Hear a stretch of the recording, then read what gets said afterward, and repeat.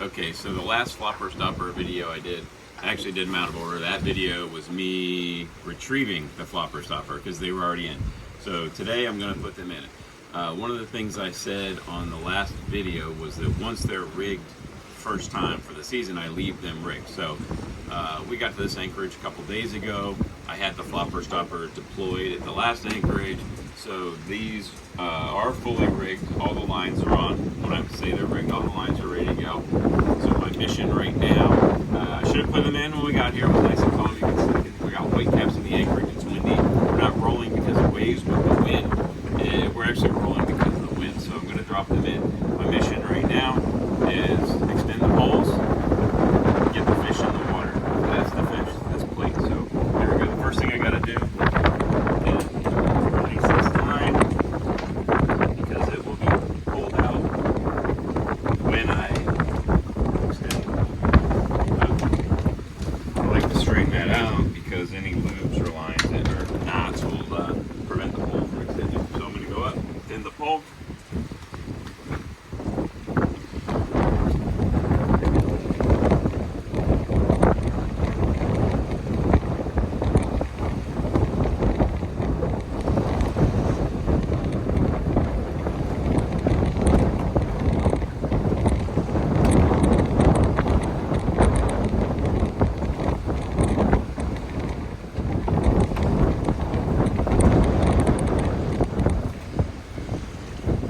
Better view there.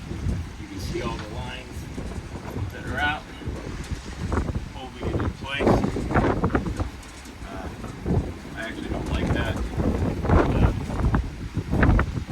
connector is twisted.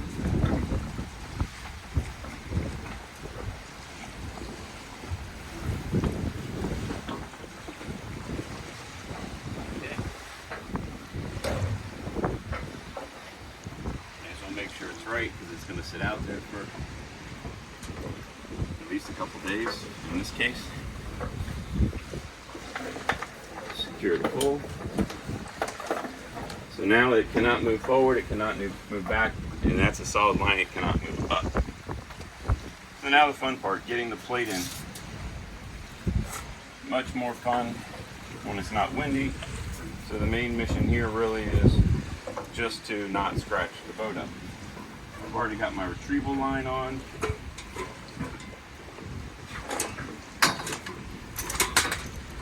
So here we go.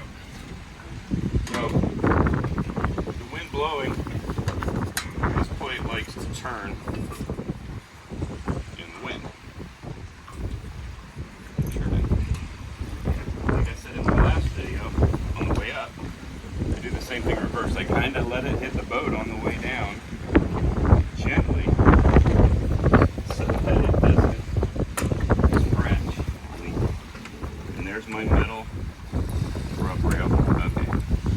And there she wants to go. Just pretty much hold it here. And then time it with the wind. If I can. There we go. Okay. Windy.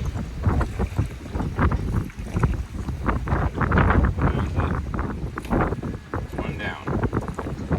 And that's a little windier than I like to do it. I'll come back and clean up the lines after they're both in. Same exercise on this side. Make sure there's no twists in the line. You can see we got a passenger stowaway right here behind me.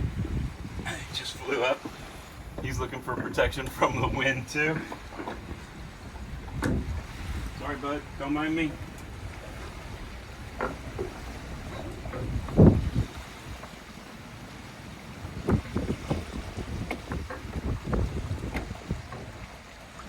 This side's going to be worse than the first one.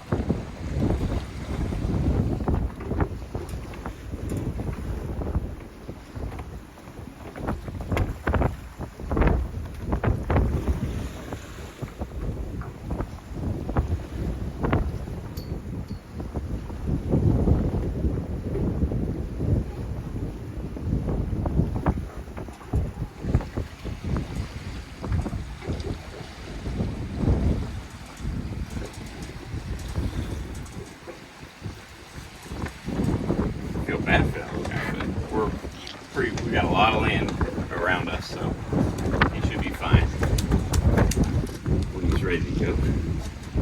Oh, he went. I don't take it personally. Alright, now this one. Yay, fun. There we go.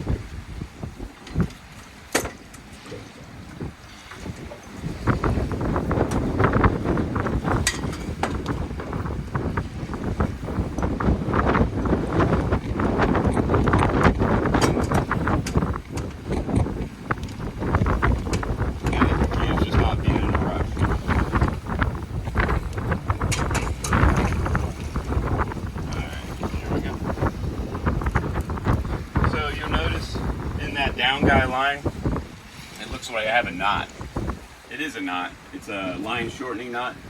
We're anchored probably in it was 9.5 feet deep when we anchored here. We had we expected a foot drop at that point in the tide, so 8.5. So we draw right now we're drawing about 7 feet 8 inches, and we've seen 7.9 on the bottom rigger at low tide, so we are inches off the bottom. If I didn't shorten that line, then this plate would sit in the sand. So that's why those are in there. So there you go. All I have left to do is clean up my lines.